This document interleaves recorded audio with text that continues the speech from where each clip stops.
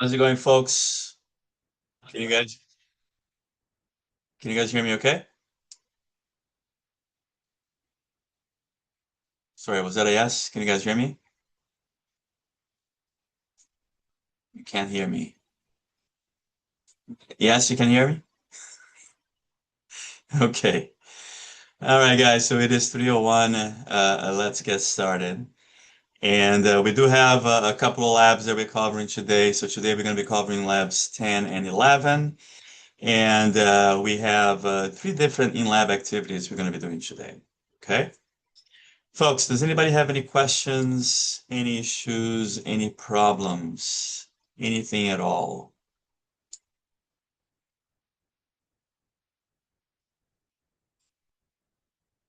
Are we aware that our next exam is coming up next week, Monday? All right, so just to make sure you guys are aware, so our second exam is coming up next week, Monday, okay? And you know what's going to be covered in that exam. So that exam is going to cover our brains, ears, our eyes, and hearts, okay? All right, guys, so let me share my screen with you. Give me a second here.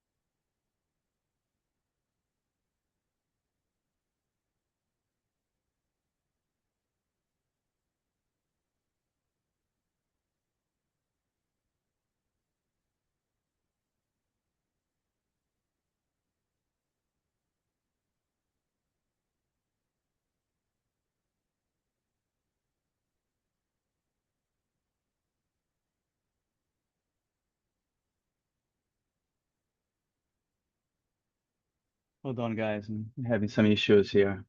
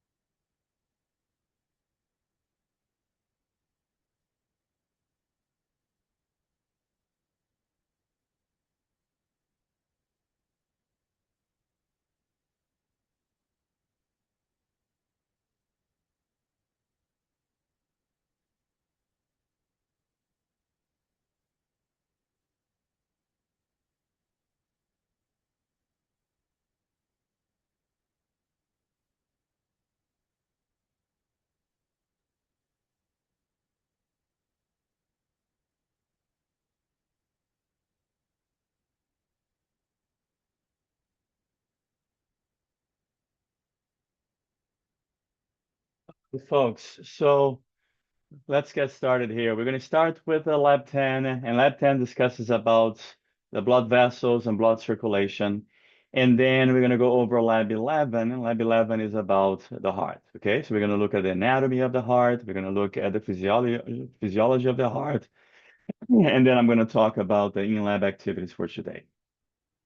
So for lab 10, we're going to take a look at the composition of blood, blood group types, what we call the great vessels of the heart, and then discuss pulse and blood pressure.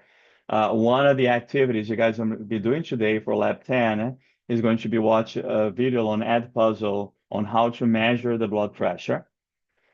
And let's start with the components of blood. Okay.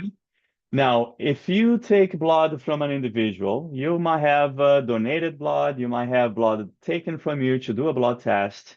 What are they going to do with the blood that they take from you, folks?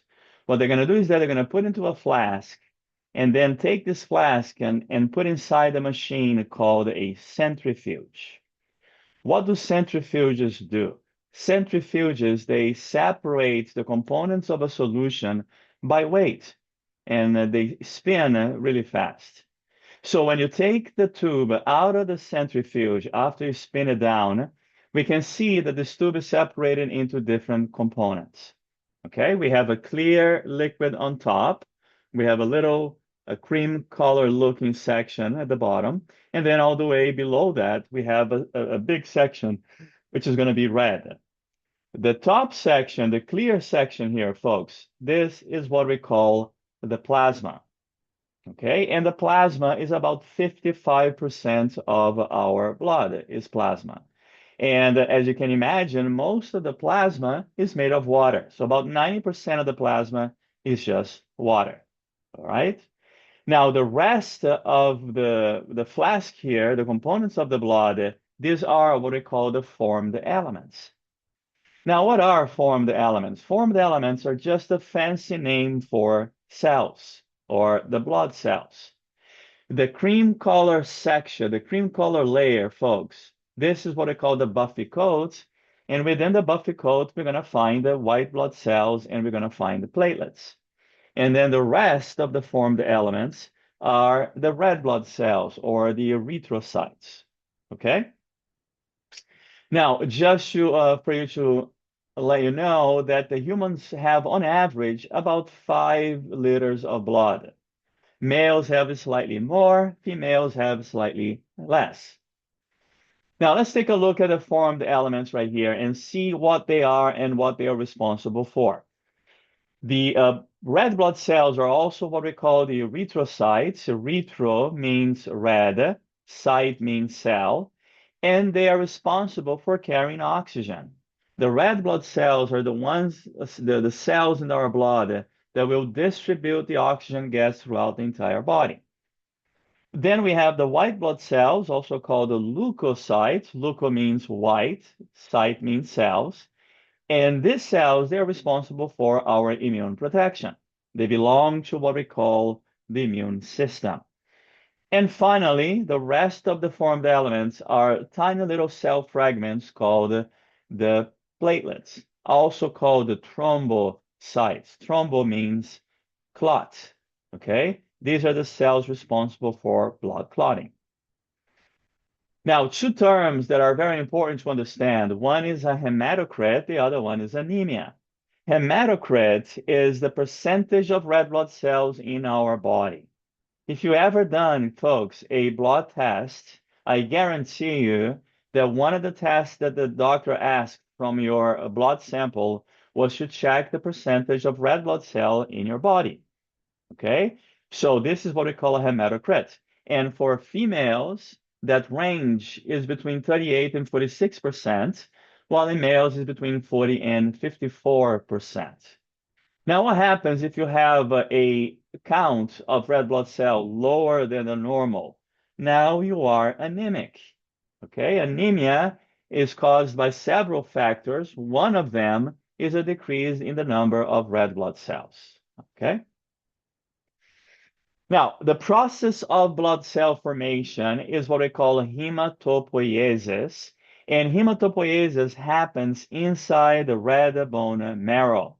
This is the structure within our body where all the blood cells are formed.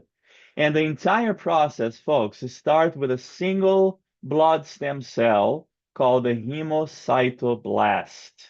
So, what is a hemocytoblast? The hemocytoblast is a blood stem cell that can differentiate into all the other blood cells. A hemocytoblast can become a lymphocyte, like a T cell or a B cell, or it can become a red blood cell, a platelet, or a white blood cell.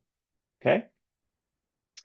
Now let's talk a little bit about the blood group type. And we do have two different blood group types that are relevant for us, for humans, especially in the context of blood transfusion. We have what we call the ABO blood group type, and we have what we call the RH blood group type. Folks, one of the activities we are doing today is related with blood typing and blood group. If you don't understand the blood group, you cannot do that activity, okay? So if you have any questions, please interrupt me, please ask. So what is a blood group type? Folks, a blood group type is dependent on the presence or absence of different surface markers.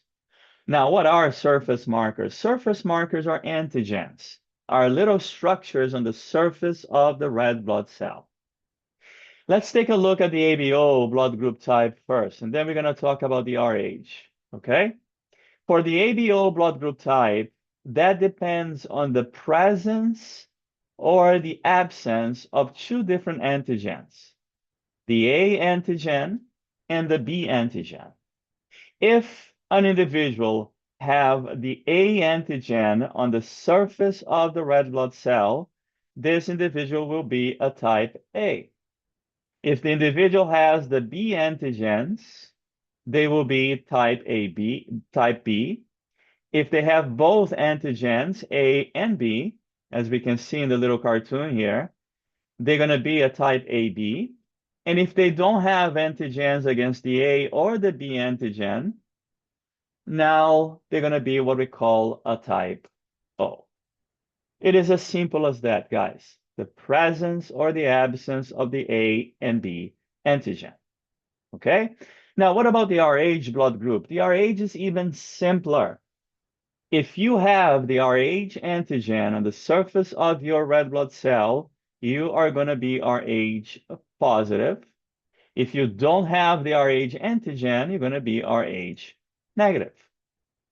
Let's say that the RH antigen is, I don't know, let's make this square right here.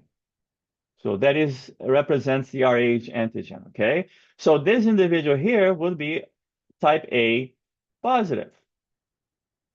Now let's say this individual right here does not have the RH antigen. This one here would be type B negative. Okay, so the ABO and the RH blood group type are independent from one another. We can be A positive or negative, B positive or negative, AB positive or negative, or even O positive or negative. All right. Now, when we talk about blood group type, guys, not only we need to concern ourselves with the presence of the antigen, what we just discussed in the previous slide, but we also need to be cognate and we need to be aware of the presence and absence of specific antibodies. First of all, let's differentiate an antibody from an antigen. And a lot of students have a lot of confusion about this. Antigens are surface markers. They are stuck to the surface of the cell, like the A antigen, the B antigen, the AB antigen. Those are antigens. Antibodies are proteins that are freely moving in our plasma, in the plasma of our blood. They are not attached to anything. They are not attached to the cell surface. Okay, that is an antibody. And antibodies are highly specific to an antigen. Let's say that my hand, my fist right here is an antigen on the surface of a red blood cell. Antibodies, they can bind to antigens and lead to the destruction of the red blood cell. So if you are a type A, guys, automatically, that means you're born this way naturally, you will have an antibody against the B antigen, what we call the anti-B antibody. If you are a type B blood type, automatically you're going to have antibodies against the A antigen, what we call the anti-A antibody. If you are a type AB, you're not going to have antibodies against the A or the B antigen. So you have no antibodies. And if you are a type O, you're going to have antibodies against both antigens, the anti-A antibody and the anti-B antibody. Okay? Do not confuse antibody with antigen. Now, that being said, let's take a closer look here at those different blood types. So again, we said that if you are a type A, you're going to have antibodies against the B antigen. If you are a type B, you're going to have antibodies against the A antigen. If you are a type AB, you have no antibodies against A and B antigen. And if you are a type O, you're going to have antibodies against both antigens, anti-A and anti-B antibody. Now, with that in mind, let's bring the concept of universal donor of blood and universal recipient of blood. Who is among the ABO blood group type a universal donor? That would be what we call a type O. Why is a type O a universal donor, guys? Meaning that it can donate blood to anybody. Well, that is because a type O has no antigens on the surface of the red blood cell. So it doesn't matter what antibodies the individual has in their blood type. I can donate blood to anybody because since I don't have antigens on the surface of the red blood cell, the antibodies cannot bind if there are no antigens. So the type O red blood cell is not going to be destroyed by the antibodies in the recipient's blood. Okay? So who is then the universal recipient? Universal recipient among the ABO blood group type would be a type AB. Why? Well, that is because a type AB has no antibodies in the plasma. So it doesn't matter who gives blood to this individual right here, because I have no antibodies to bind to the antigen. Therefore, the red blood cells are going to be left alone. Okay? Now, let's say that you are in a clinic and or you're a hospital, no, in a hospital, you're a doctor or a nurse, and you need to type the blood of four different individuals. You don't know the blood type. By the way, this is what you're going to be doing today in one of the in-lab activities. So I need everybody's attention here. So right now, we're going to type blood from four different individuals. We don't know the blood type. What do we need to type blood? All that we need is an untreated sample of the blood from an individual, like in fact, two samples. And we need a serum that contains the anti-A antibody, a serum that contains the anti-B antibody, and then another serum that contains the anti-RH antibody. Okay? So an anti-RH serum. All right, so now what I'm going to do is I'm going to add a drop of blood, a drop of the serum to each one of the samples of the blood, and then I'm going to mix for about 30 seconds.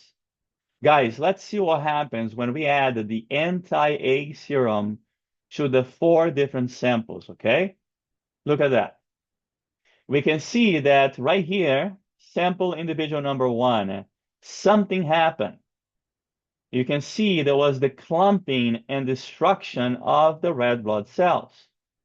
Nothing happened individual 2. Something happened in individual number 4. Nothing happens with individual number 4. All right, let's try now a fresh sample of blood, and let's add the anti-B antibody. Look at this, guys. Nothing happened. Something happened with 2 and 3. Nothing happened individual 4. Can anybody tell me what is the blood type of individual number 1 based on the result right here? Is this individual type A, B, AB, or O?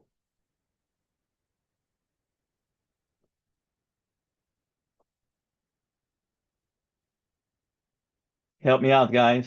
This is the part where you jump in and participate. Is individual number 1, what is his blood type?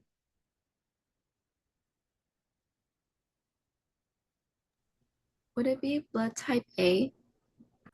Absolutely, blood type A. How do we know that? Well, we know that because when I added the antibody against the A antigen, the antibody reacted with the antigen, which tells me that in the surface of this red blood cell, there are A antigens. But when I added the antibody against the B antigen, nothing happened, which tells me there are no B antigens on the surface of the red blood cell. Okay, so individual number 1 is a type A. Now, on the same token, individual number 2 is going to be a type B. Individual number 3 is going to be type AB because both of the serum reacted.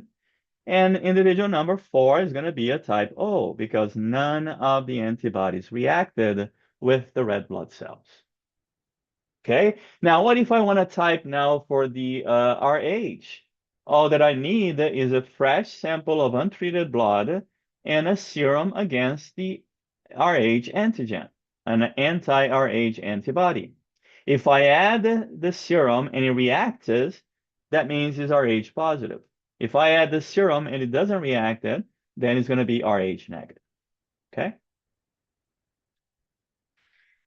Now, let's talk a little bit more about the RH. And RH is especially relevant when we have a woman, a mother to be, and she happens to be RH negative. The mom is RH negative, and her fetus is RH positive. Now, when the fetus is inside the mom, the blood of the mom and the fetus will mix with each other. And what's going to happen is that the mother will be exposed to the RH antigen on the surface of the fetus red blood cell. What does that mean? It means that the mom is going to start developing antibodies against the RH antigen. Now, in the first pregnancy, this is not going to be an issue at all. The baby is going to be fine. No, nothing needs to be done. Okay, because it takes a lot of time for enough antibodies to develop against the RH antigen. Now, let's say that the same mom got pregnant a second time, a second pregnancy, and again, the fetus is RH positive. Now, this is very problematic, not for the mom, but for the fetus. Why is it problematic? It is problematic because now the mom has antibodies against the RH antigen. And the antibodies are going to find the RH antigen on the red blood cells of the fetus and is going to destroy the red blood cells of the fetus, causing what we call the hemolytic disease of the newborn. Most likely, guys, this baby here will not survive in the womb. Is going to die. Okay? Now, luckily, there's an easy treatment for that. And that is a serum called RhoGAM. It's a shot that is given to the mother after the first pregnancy. And when the mom is given that RhoGAM shot, the RhoGAM will prevent the antibodies from being made. So there will be no antibody formation against the Rh antigen. So if the mom gets pregnant the second time, it's going to be as if she was getting pregnant the first time. No issues with the baby. Okay? Any questions, guys?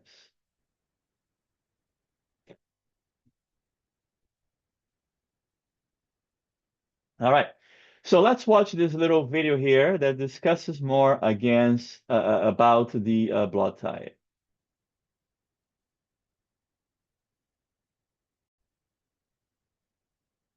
Segrid releases immediately and blocks acid that causes heartburn for 24 hours. Feel the difference. Which one's yours? Over there. Still working on.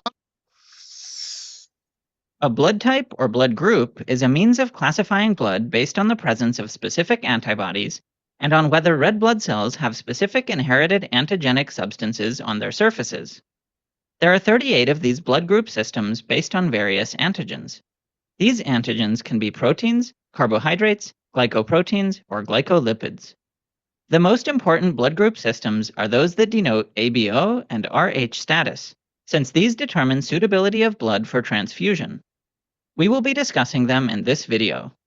The ABO blood group system involves two antigens and two antibodies found in human blood, antigen A and antigen B, and antibody A and antibody B. The A and B antigens are found on red blood cells, while antibodies A and B are in the serum. The antibodies are usually IgM, or immunoglobulin M, antibodies. Humans have one of four combinations of antigens, along with a corresponding combination of antibodies, which we'll get to next. People with blood type A have antigen A, people with blood type B have antigen B, people with blood type AB have both antigen A and antigen B, and people with blood type O have neither antigen. If you're blood type A, then you have antibody B. If you are blood type B, you have antibody A. If you are blood type AB, you have neither antibody. Finally, if you are blood type O, you have both antibody A and antibody B. If antibody A encounters antigen A, or if antibody B encounters antigen B, an agglutination reaction results. This is very dangerous, and we'll cover this in a follow-up video. Blood transfusion is safe only as long as the recipient's serum doesn't have antibodies for the donor's blood cell antigens. The second most significant blood group system for blood transfusion is the Rh system. Rh stands for rhesus, and it involves 50 antigens. The most significant Rh antigen is the D antigen, as it's the most likely to cause the immune system to react. The presence of D antigen is signified by a plus sign after the ABO blood type. Lack of the D antigen is signified by a minus sign. For example, someone who has B antigen and Rh antigen would be signified as B positive. It's common for someone who is D negative to not have anti-D antibodies, but these people can develop these antibodies after a sensitization event. This can happen, for instance, during a blood transfusion, or during a fetal-maternal transfusion of blood during pregnancy. This can result in the development of Rh disease. So a D-negative patient without sensitization to D-positive red blood cells can receive a transfusion of D-positive blood once. Then they become sensitive to D antigen, so a future transfusion of D-positive blood would result in a dangerous transfusion reaction. And in the case of D-negative females without prior sensitization, receiving D-positive blood results in a risk of hemolytic disease of the newborn. Hence, Rh D-positive blood is not given to D-negative women of childbearing age. Meanwhile, D-positive patients do not react to D-negative blood. The same kind of matching is done for other Rh antigens. Now let's apply what we've learned to fill out this red blood cell compatibility table. O negative is the universal donor. Since there are no A, B, or D antigens, O negative can donate blood to anyone without triggering an immune response from A, B, or anti-D antibodies. AB positive is the universal receiver, since there are no antibodies that will trigger an immune response to A, B, or D antigens. Blood plasma is the liquid component of blood which holds blood cells and other constituents of whole blood in suspension. This is where you find A, B, or anti-D antibodies. Hence, plasma compatibility is the inverse of red blood cell compatibility. Someone with blood type O can receive plasma from any blood type. while someone with blood type AB can only receive plasma from other people with blood type AB. Someone with blood type O can only donate plasma to others with blood type O, while those with AB blood can donate plasma to anyone. It must be noted that with rare exceptions, an individual has the same blood group for life. On rare occasions, it can change through addition or suppression of an antigen during infection, malignancy, autoimmune disease, or due to a bone marrow transplant. If someone with a different ABO type donates bone marrow to you, your blood type will eventually convert to the donor's type. All right, guys, any questions, folks?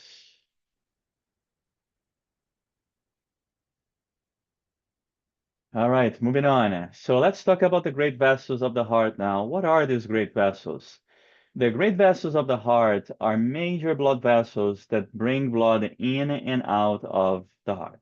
And this is something that will be on our next lab exam next week, Monday. Okay, so you need to be able to identify and name the different great vessels. Now, in order to identify the great vessels of the heart, folks, we need to divide the heart into two halves because our heart has the right side and has a left side.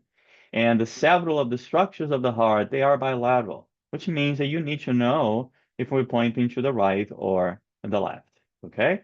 And in order to divide the heart into two halves, what we do is that we're going to pass an imaginary line right through what we call the base of the heart. So this is the base of the heart right here. And then this imaginary line is going to go through what we call the interventricular wall, which is the wall separating the two ventricles, and then it's going to exit through the apex of the heart. So now we have divided the heart into two halves. What are the two halves?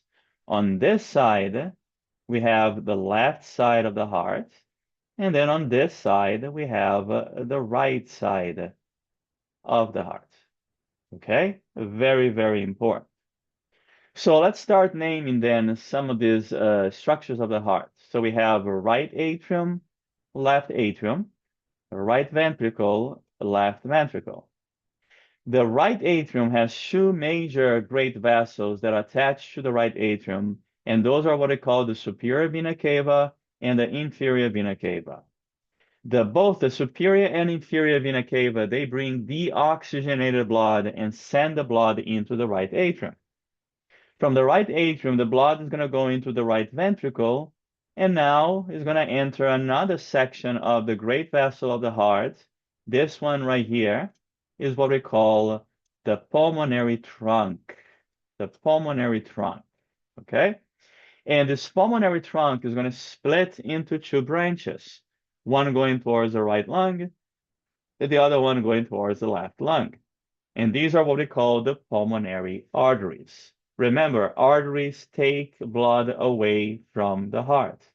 And these pulmonary arteries are taking deoxygenated blood and sending this blood to the lungs so that they can be oxygenated. Once the blood is oxygenated, now this blood needs to return to the heart, and it's going to return to the heart through what we call the pulmonary veins. Remember, veins bring blood back to the heart. Okay, and we have two of them. We have the left pulmonary veins, we have the right pulmonary veins. The same way that we have the left pulmonary artery and we have the right pulmonary artery. Okay, so they're all bilateral structures. So now all this oxygenated blood coming from the lungs arriving into the left atrium, then it's going to go into the left ventricle, and now it's going to enter what we call the ascending aorta. And the ascending aorta is the section of the aorta in which the blood is moving upwards. From the ascending aorta, now it's going to go through the aortic arc, and eventually it's going to go through what we call the descending aorta. Folks, extra attention here. In the quiz, like the one you're taking today, and in the exam next week, if I am pointing to a section of the aorta, you need to be specific. It is not enough just to say aorta. You need to tell me if I'm pointing to the ascending aorta, the arc of the aorta, also called the aortic arc, or the descending aorta. Okay. Now, we do have several arteries and veins. You guys don't need to know all of those. Whatever you do need to know is included in the exam list. So let's skip ahead and talk a little bit about pulse and blood pressure. In order for us to determine our pulse, first of all, what is the pulse? Pulse is an indication of our heartbeat. Every time that our ventricles contract, guys, we can feel the pulsation as the pressure in the arteries increase. Okay, so again, when the ventricles contract and push blood out of the heart, that blood is going to go into the arteries, increasing the pressure in the arteries. And we have some superficial arteries in our body in which we can feel the pulsation as the heart contracts, as the ventricle contracts. One of those pulse points is the superficial temporal artery, the facial artery, common carotid artery, femoral, popliteal artery, and there's a special one, a special artery called the brachial artery, which is especially relevant because this brachial artery here is involved with our checking of the blood pressure through a process or a device called a sphygmomanometer. So what is a sphygmomanometer? A sphygmomanometer is a device that is used to check the blood pressure of an individual. And the sphygmomanometer includes a cuff. In the cuff, there's a balloon that we can inflate and deflate. Attached to the balloon, attached to the cuff, we have a little pump right here in which we can pump air inside of the balloon. And attached to the cuff, to the balloon, we also have a gauge that measures the pressure in millimeters of mercury. Okay, this is the unit of pressure, millimeters of mercury. Now, what else do you need? Well, we need a stethoscope, and the diaphragm of the stethoscope is going to be placed right on top of the brachial artery. So guys, what we do is this. We're going to put the brace right here, the cuff right over the upper arm, and we're going to inflate the balloon inside of the cuff to about 160 millimeters of mercury. Okay? Usually, if that individual doesn't have a high blood pressure. Now, what you do is that when you inflate the cuff to that pressure, the blood that is passing through the brachial artery will literally stop flowing. As we can see right here in the cartoon, there is no blood passing through the brachial artery. So now what we're going to do is that we're going to take the diaphragm of the stethoscope and put it over the brachial artery, and slowly we're going to let the air out of the cuff. As we let the air out of the cuff, guys, and the pressure inside of the cuff goes down, we are going to be checking the needle right here of the gauge and see and listen when we have the first, what we call the Korotkov sound. What is the Korotkov sound? The Korotkov sound is the sound of blood passing through the brachial artery, but the blood is tumbling, is struggling to pass because there's still high pressure being applied to the brachial artery. Now, when we listen to the first sound of the Korotkov and we look at the gauge right here, this is going to be our systolic blood pressure. Now, what is systolic blood pressure? The systolic blood pressure is the pressure in the arteries when our ventricles contract. When the ventricles contract and push blood into the arteries, the pressure in the artery is going to increase. That is the systolic, okay? Now we're going to keep letting the air out of the cuff. The pressure in the cuff keeps going down. As we can see here in this blue line, this is showing the pressure in the cuff. And we keep hearing the Korotkov sound until a pressure in the cuff in which we will no longer hear the Korotkov sound. It's going to be the last sound heard.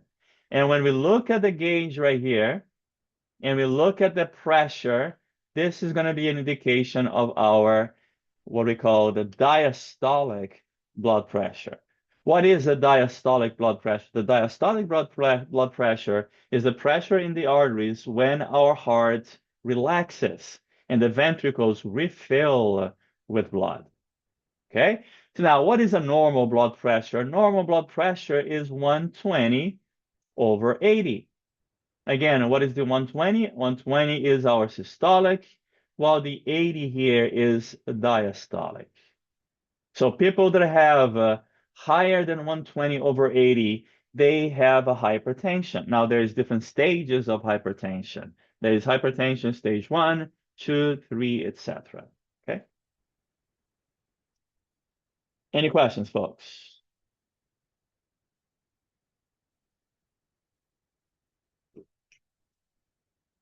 All right, guys. So let's move on straight into Lab 11. And Lab 11 is going to be talking about the heart, and several of the structures we're going to be talking about right now will be on our next exam. Okay? So we're going to take a look at the anatomy of the heart. We're going to look at the coronary circulation and also talk about the heart sound and an electrocardiogram. Now, where is our heart? Most people think that our heart is positioned on the left side of the thoracic cavity. Well, that is partially true. If you look at the screen right here, the little cartoon, we can see that about 2/3 of the heart indeed is on the left side, but we still have about 1/3 of the heart is on the right side of the chest, the right side of the thoracic cavity. Okay, so it is not true to say that the entire heart is on the left side. Now, the heart sits in between ribs number 2 and 5 and sits right atop of a muscle called the diaphragm. We can see the diaphragm right there. The region within the thoracic cavity where the heart is located is what we call the mediastinum. So mediastinum is a position, a location within the thoracic cavity where the heart is going to sit. Okay? Now we can see that the heart has a triangular shape to it, as I mentioned earlier. And just like any triangle, we're going to find the base of the heart, and the base of the heart is pointing towards the right. So this is the right side. This is the left side. While the apex of the heart right here is pointing towards the left side. Okay? And this is important, especially when we divide the heart into 2 halves, which we're going to do right now. So how many chambers do we have inside of the heart, folks? We have a total of 4 different chambers. And I mentioned them earlier. I'm going to talk more about them right now. But before we name the chambers, let's split the heart into 2 halves. And I want you guys to do this every time you are taking a quiz or an exam and you have a heart in front of you. You need to make sure you understand what is the right side of the heart, what is the left side of the heart. Okay? So here we have the right side of the heart is on this side, and we have the left side of the heart. So now we can name the chambers. We have the right atrium, left atrium, right ventricle, left ventricle. All right, what is the function of the right atrium? The right atrium receives all the deoxygenated blood coming from the body. And then the right atrium is going to squeeze the blood into the right ventricle. And now the right ventricle is going to contract and send the blood to the lungs. Then that oxygenated blood coming from the lungs is going to arrive into the left atrium. So the left atrium receives all the oxygenated blood coming from the lungs. And when the left atrium contracts, now it's going to push the blood into the left ventricle, which then will contract and pump blood throughout the entire body. And the blood is going to pass through the different sections of the aorta, the ascending aorta, aortic arc, and descending aorta. Guys, all of this right here will absolutely be in our next lab exam. You need to know all the name of the great vessels of the heart. You need to know the name of the chambers of the heart, being able to identify them. Okay? Now, our heart has three different layers within the walls. We have an inner layer, a middle layer, and an outer layer. The inner layer of the heart, which is covering the chambers of the heart, this is what we call the endocardium layer. The middle layer, which has the thick muscular layer, is called the myocardium. Myo means muscle. And then the outer layer is what we call the epicardium. And the epicardium happens to also be the visceral pericardium. All right. Now, this epicardium here, this visceral pericardium, is going to fold on itself, as we can see right here, and now will become what we call the parietal layer or the parietal pericardium. In the middle, we have a cavity called the pericardial cavity, and this cavity is filled with fluid called the pericardial fluid. And the fluid helps to protect the surface of the heart. We do have several different types of circulation, including systemic, pulmonary, and the coronary. What is a systemic circulation? The systemic circulation is a circulation of blood between the heart and the rest of the body. Right here, guys. So we know what systemic means. If you have a systemic infection, you have an infection that is all over the body. And in the systemic circulation, the arteries are labeled in red because they are carrying oxygenated blood. And the veins are labeled blue because they are carrying deoxygenated blood. Now, what about the pulmonary circulation, though? The pulmonary circulation is a circulation of blood between the heart and the lungs. And we can see here now that the arteries and the veins are switched. Now the arteries are blue and the veins are red because the arteries are carrying deoxygenated blood while the veins are carrying oxygenated blood. Okay? And this is why we should never define an artery as a blood vessel that carries oxygenated blood, because that is not always true. It is true for the systemic circulation. It is not true for the pulmonary circulation, right? Now, we also have what we call the coronary circulation, and the coronary circulation is the blood supply to the heart itself.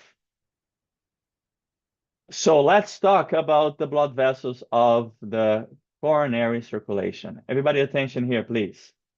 Guys, there are 6 coronary arteries that you need to know for the exam.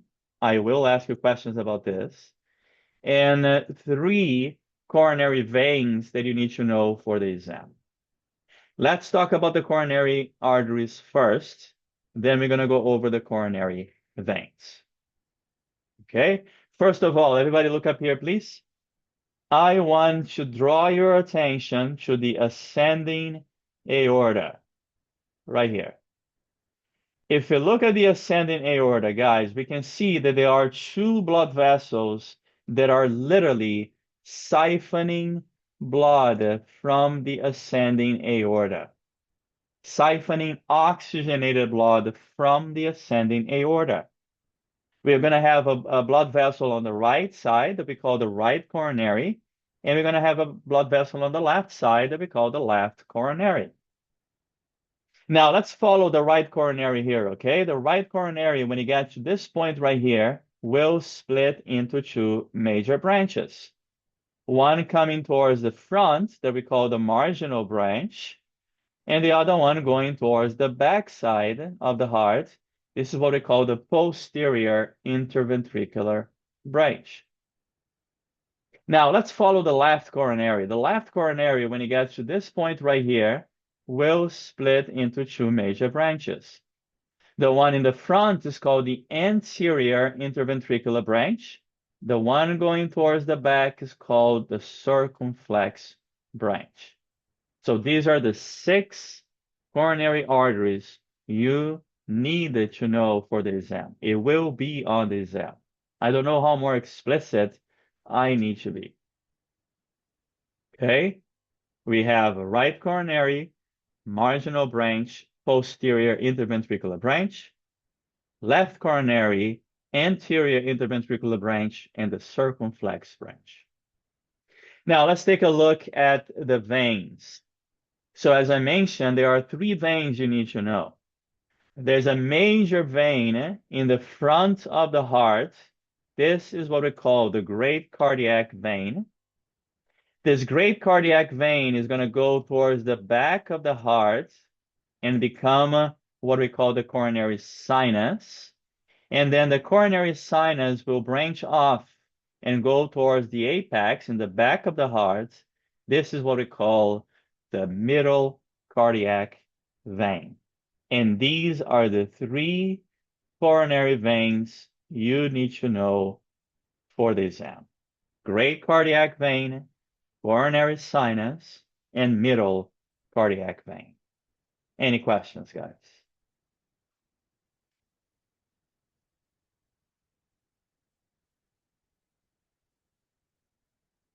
All right. So just to recap here, let's take a look at those coronary blood vessels and looking at this heart here, both in an anterior veil as well as a posterior veil. And here we have the right coronary, marginal branch, and a posterior interventricular artery or posterior interventricular branch. Then on the left side, we have left coronary, anterior interventricular artery, and then we have the circumflex artery going towards the back. What about the veins? We have the great cardiac vein running right next to the anterior interventricular artery. We have the middle cardiac vein, and we have the coronary sinus, okay, which is going towards the back side of the heart. All right. So we talked about the great vessels of the heart. You need to know them. We talked about the heart chambers. You need to know them. We talked about the coronary circulation. You need to know the 6 coronary arteries and the 3 coronary veins. Let's move on now to the heart valves, which will also be on the exam. Just like the chambers, we have 4 different heart valves. We have 2 AVs and 2 SL valves. AV stands for atrioventricular valve.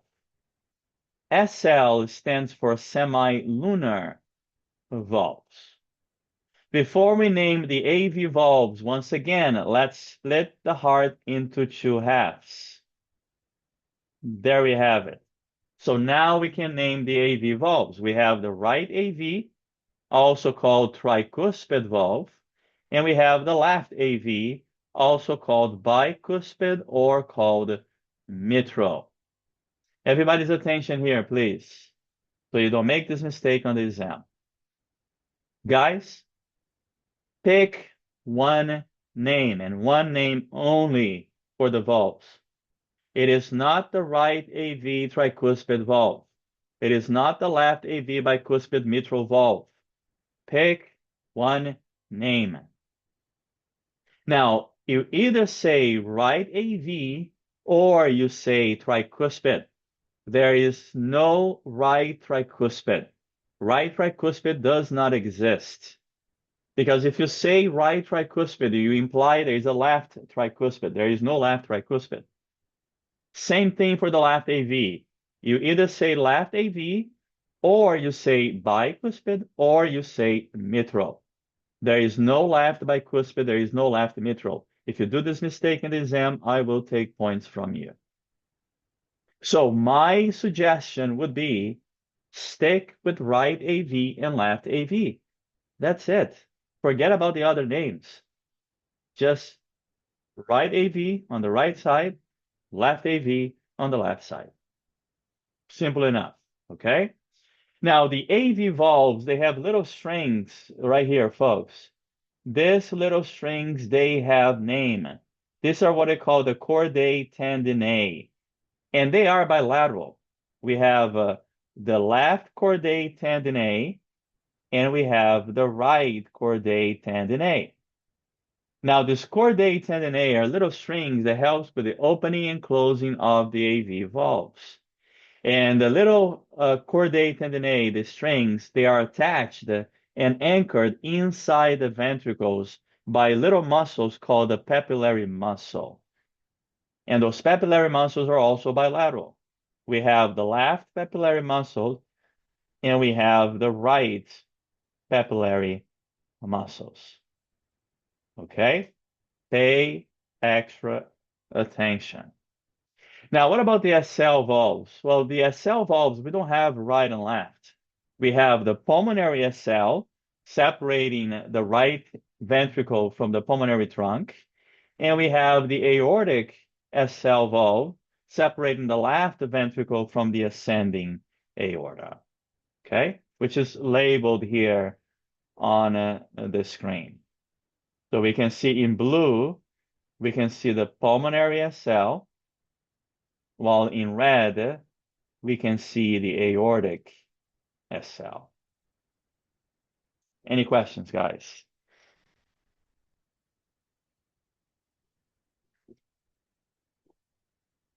All right. Now, we are done with the anatomy, folks. So the anatomy of the heart, that is it. I just want to mention a little bit about the physiology of the heart now. Okay, but remember, there will be no physiology questions in the lab exam, right? The lab exam is just about anatomy. Now, we all know that our heart beats on its own. How can our heart beat on its own? Our heart beats on its own because it has special cells called the natural pacemaker cells. And these natural pacemaker cells, they can generate their own action potential. They can generate an electrical impulse. And we have two little clusters of natural pacemaker cells inside of the right atrium. We have a little cluster here on top called the sinoatrial node, and we have another cluster of natural pacemaker cells called the AV nodes, or the atrioventricular nodes. Can you see the arrows that are coming off from the SA node? These arrows are representing action potential.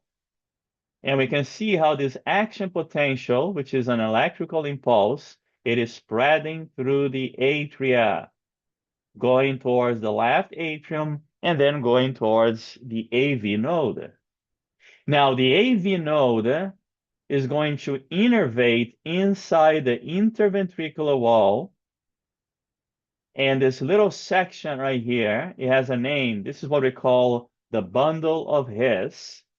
Then this bundle of His is going to split into two other bundle of nerves. And these are what we call the bundle branches. We have the left bundle branch and we have the right bundle branches. And then these bundle branches, they go all the way towards the apex, and now they will branch into the ventricular walls. And now they're going to become what we call the Purkinje fibers. So we also have the left Purkinje fibers, and we have the right Purkinje fibers, okay? And this is what is going to spread the electrical impulse throughout the entire heart, allowing our heart to contract.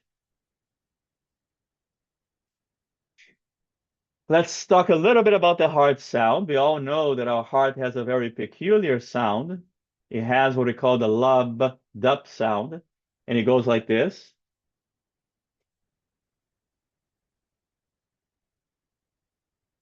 The lub sound, also called the S1 sound, it is made by the closing of the AV valves, both of them, right and left, at the same time. The dup sound, also called the S2 sound, is made by the closing of the SL valves, both of them at the same time, the pulmonary and the aortic SL valve. Okay, so it is the closing of the heart valves that makes our heart sound. And finally, let's talk a little bit about the ECG and the cardiac cycle. And ECG also stands for an electrocardiogram. It is a test that we can do. If you can go to a cardiologist's office and they can do an ECG for you, in which they're going to determine how well your heart is functioning by looking at the electrical activity of your heart. Okay, so when we look at an ECG result, we are looking at what we call the cardiac cycle. So let's see here the result of an ECG. And when you do an ECG, you will get a graph just like this one here on the screen. And this is showing us a single heartbeat, which is about 0.8 seconds. Quite fast. So this is a single heartbeat, okay? And then we can see all these different waves right here. We have the P wave, we have the R wave, we have the T wave. Let's see what each one of them represents. The P wave represents what we call atrial depolarization. And we can see here in yellow, we can see how the atria start to depolarize. What is depolarization, guys? Depolarization is when we have the opening of the sodium channels and the formation of a new action potential. So basically, we have the spread of the action potential of the electrical impulse through the atria. So that's what the P wave represents. Then we have the QRS complex with the R wave. What does the R wave represent? The R wave represents ventricular depolarization, in which now the ventricular wall will start to depolarize. Meaning what? Meaning the spread of the electrical impulse through the ventricles. Then we have the T wave, and the T wave represents ventricular repolarization. What is repolarization? Repolarization is when the sodium channels close, the potassium channels open, and now the cell is relaxed. So the cardiac cell now can relax, okay? And that is because of the repolarization of the cells. So we constantly have a depolarization, contraction, repolarization, relaxation. All right, so let's watch this video here that will summarize the electrical activity of our heart. Segrid releases immediately and blocks acid that causes heartburn for 24 hours. Feel the difference. Let's see that again. He opens the Gemini app and asks for the best tires for his car. How's Gemini? The cardiac conduction system consists of the following components. The sinoatrial node, or SA node, located in the right atrium near the entrance of the superior vena cava. This is the natural pacemaker of the heart. It initiates all heartbeat and determines heart rate. Electrical impulses from the SA node spread throughout both atria and stimulate them to contract. The atrioventricular node, or AV node, located on the other side of the right atrium, near the AV valve. The AV node serves as electrical gateway to the ventricles. It delays the passage of electrical impulses to the ventricles. This delay is to ensure that the atria have ejected all the blood into the ventricles before the ventricles contract. The AV node receives signals from the SA node and passes them onto the atrioventricular bundle, AV bundle, or bundle of His. This bundle is then divided into right and left bundle branches, which conduct the impulses toward the apex of the heart. The signals are then passed onto Purkinje fibers, turning upward and spreading throughout the ventricular myocardium. Electrical activities of the heart can be recorded in the form of electrocardiogram, ECG, or EKG. An ECG is a composite recording of all the action potentials produced by the nodes and the cells of the myocardium. Each wave or segment of the ECG corresponds to a certain event of the cardiac electrical cycle. When the atria are full of blood, the SA node fires, electrical signals spread throughout the atria and cause them to depolarize. This is represented by the P wave on the ECG. Atrial contraction, or atrial systole, starts about 100 milliseconds after the P wave begins. The PQ segment represents the time the signals travel from the SA node to the AV node. The QRS complex marks the firing of the AV node and represents ventricular depolarization. Q wave corresponds to depolarization of the interventricular septum. R wave is produced by depolarization of the main mass of the ventricles. S wave represents the last phase of ventricular depolarization at the base of the heart. Atrial repolarization also occurs during this time, but the signal is obscured by the large QRS complex. The ST segment reflects the plateau in the myocardial action potential. This is when the ventricles contract and pump blood. The T wave represents ventricular repolarization immediately before ventricular relaxation, or ventricular diastole. The cycle repeats itself with every heartbeat. All right, guys, any questions, folks?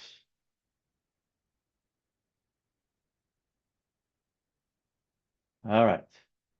So what are we doing today? So today we have three different in-lab activities, okay? There is two activities for lab 10 and one activity for lab 11. For lab 10, we have an Edpuzzle video, which is going to be about blood pressure, how to measure blood pressure. So this is for lab 10. And there will be a virtual blood typing, which I'm going to talk more about it in a minute. And then for lab 11, we're going to have another Edpuzzle video, and this one here is going to walk you through a human heart model, which again is very important because that is going to be on the exam. So let me show you what the virtual blood typing looks like and what you need to do, okay? Give me a second here.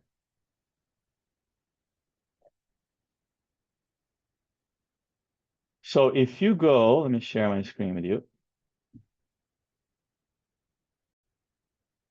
If you go to our week 12, so we are on week 12, lab 10, and you click on the in-lab activities, you're going to see two parts, part 1 and part 2. Part 1 is the Edpuzzle video on how to measure blood pressure. The part 2, if you click on this, is going to open a document. This document right, oops. It's going to open this document right here. And this document, I need everybody's attention here so you know what you need to do for this lab. Otherwise, you're not going to get the points for the lab. This document here, folks, you're going to save this as a Word doc. So you can download it and save it as a Word doc. And you are going to be filling up this worksheet right here. And to do that, you are going to be conducting this experiment. You're going to click on this link right here. And when you click on this link, got back here, open in a new tab.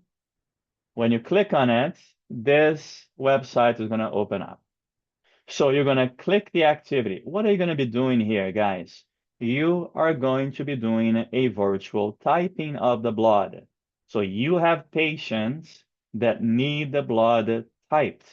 So you're going to follow the procedures right here.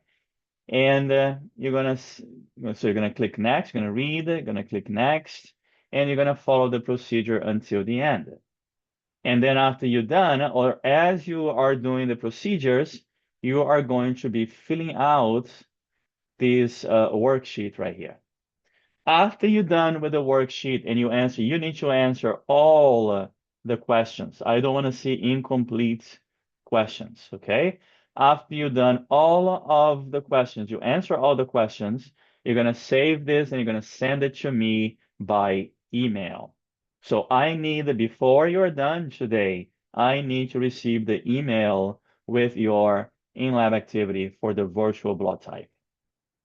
Okay, so after you've done all three activities, the two-ed puzzles and the blood typing, then you're going to jump on Lamaku and you're going to take the quizzes. There are two quizzes open for Lab 10 and Lab 11.